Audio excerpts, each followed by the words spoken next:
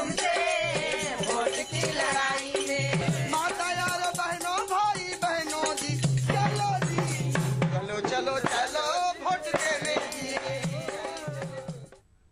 चलो चुने गांव की सरकार। आप ये भी देख रहे हैं कि लोग किस तरह से आपको जागरूक कर रहे हैं। किन्नर समाज की भी हमने वो आपको तस्वीरें दिखाई है, उनकी गुजारिश दिखाई है कि माताओं बहनों चलो निकलो घर से अपने और अपने मताधिकार का प्रयोग करो। और ईटीवी भी आपसे ये गुजारिश कर रहा है कि आप अपने घरों से निकलिएगा, अपने मताधिकार का प्रयोग ही कीजिएगा, क्योंकि आपके पास ये एक वो हक आया है, एक वो राइट आया है कि जिसके माध्यम से आप गांव की सरकार चुन सकते हैं। लगातार ईटीवी के चप्पे चप्पे पर संवाददाता जुड़े हुए हैं। हमारे साथ अमित मांडर से जुड़ गए हैं और नरेंद्र हमारे साथ सहयोगी रातू से जुड़ गए हैं। आप दोनों जो है लगातार पल पल का हमें अपडेट देते रहे हैं। दोनों चरणों के अंदर हमने देखा था, पिछले 2 चरणों के अंदर किस तरह की आपने कवरेज ईटीवी तक पहुंचाई थी हमारे दर्शकों तक। आपसे सबसे पहले मैं अमित जानना चाहूंगा, मांडर का हम जिक्र करते हैं, किस तरह की व्यवस्था फिलहाल देखने को मिल रही है और अभी तक का अगर हम बात करें तो 8:49 हो चुके हैं। क्या कुछ लोगों में तस्वीरें हैं, उत्साह है किस तरह का, और साथ ही साथ जो सूरज चढ़ रहा है उसके साथ से क्या लोगों के अंदर भी जागरूकता बढ़ रही है?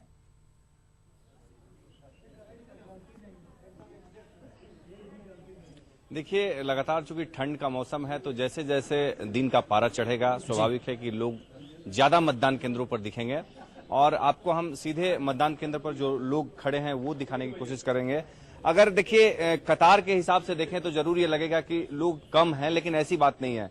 अगर मतदाताओं की संख्या के हिसाब से देखें तो अच्छा मतदान हो चुका है, क्योंकि देखिए ये हर 300, 400, 250 लोगों पर मतदान केंद्र बनाए गए हैं। हाँ। प्रशासन की ओर से ये जरूर सुनिश्चित किया गया है कि हर कॉलोनी में एक मतदान केंद्र हो, लोगों को ऐसा न लगे कि बहुत ज्यादा दूरी तय करना पड़ रहा है मतदान केंद्र पर जाने में, तो ये जरूर व्यवस्था किया गया है। हालांकि कुछ छोटी मोटी खामियां अगर बात करें तो मतदान केंद्रों के अंदर जरूर है। प्रॉपर लाइट की कहीं कहीं व्यवस्था नहीं है। यहाँ पर जैसे हमने देखा तो यहाँ मतदान करने वालों को कोई दिक्कत नहीं है, लेकिन जो पीठासीन पदाधिकारी जहाँ पर बैठे हैं उनको स्ट्रेस में काम करना पड़ रहा है। उनका कहना है कि प्रॉपर यहाँ पर बिजली नहीं है, व्यवस्था नहीं है।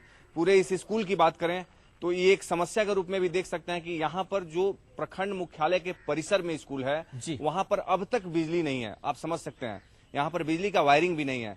पेयजल की बात करें, अगर यहाँ पर शौचालय की बात होती है तो वो भी नहीं है, जो है वो न के बराबर है। वहां पर या तो ताला लटका हुआ है या वो यूज लायक नहीं है। तो ये सब सारी समस्या है और यही समस्या देखकर लोग सुबह से ही मतदान करने आ रहे हैं कि कम से कम आने वाले समय में जो हमारे जनप्रतिनिधि होंगे, ये छोटे छोटे जो मुद्दे हैं, दैनिक जीवन की जो जरूरतें हैं, हाँ। जो इन लोगों के बच्चों से जुड़ी जरूरतें हैं, उसको कैसे ठीक किया जाएगा, कैसे आने वाले समय में सुनिश्चित किया जाएगा, हाँ। ये लोगों की चाहत है, कोशिश है। और यही वजह है कि सुबह 7 बजे से मतदान करने वालों लोग सुबह 7 बजे से ही मतदान करने के लिए निकल रहे हैं और लगातार अपने मताधिकार का प्रयोग कर रहे हैं। रातों से सहयोगी नरेंद्र भी हमारे साथ जुड़े हुए हैं। नरेंद्र, रातों में कैसा कुछ नजारा देखने को मिल रहा है?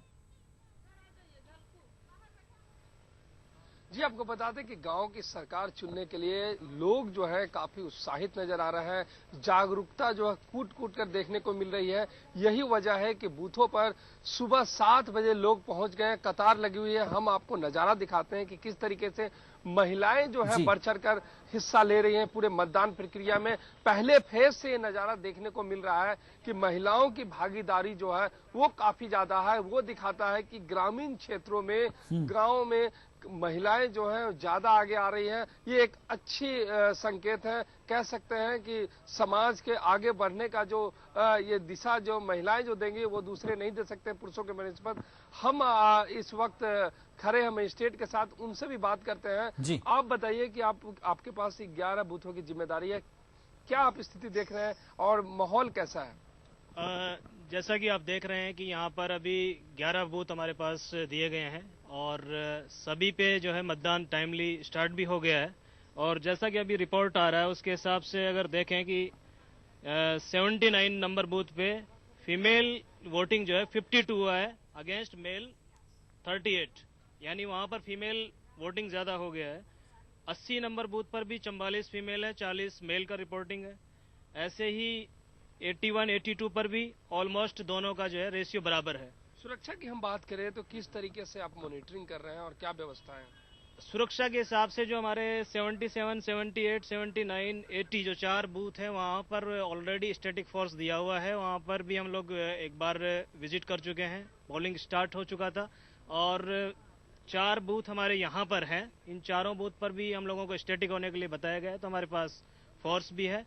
और जो रिमेनिंग 3 बूथ और हैं जो कि यहीं पास में ही है, तो बीच बीच में हम लोगों का भी दल भी वहाँ पर विजिट कर रहा है। और वहाँ पर भी कह रहे हैं कि स्टैटिक कहीं भी दिक्कत नहीं, परेशानी नहीं है। फोर्स की हम बात करें और वहीं हम लगातार जो कह रहे थे महिलाओं के बारे में, बिल्कुल, इनका महिलाओं जो- का जिस तरह से जिक्र हम लोग कर रहे हैं, आप भी कर रहे हैं, क्योंकि जिस तरह से हमने ये जानकारी जुटाई है कि बूथ संख्या 79-80 पर महिलाओं की संख्या काफी तादाद में देखने को मिल रही है। ये बताता है कि महिलाएं सबसे ज्यादा जागरूक नजर आ रही है। नरेंद्र, आप भी हमारे साथ बने रहिएगा, अमित आप भी हमारे साथ बने रहिएगा, और ईटीवी पर लगातार हम ये कवरेज अपने दर्शकों को दिखा रहे हैं कि किस तरह से मतदान का प्रयोग करने के लिए लोग निकल रहे हैं। आपसे भी एक बार फिर से गुजारिश करते हैं और इसी के साथ एक छोटा सा ब्रेक ले लेते हैं, फौरन हाजिर होंगे।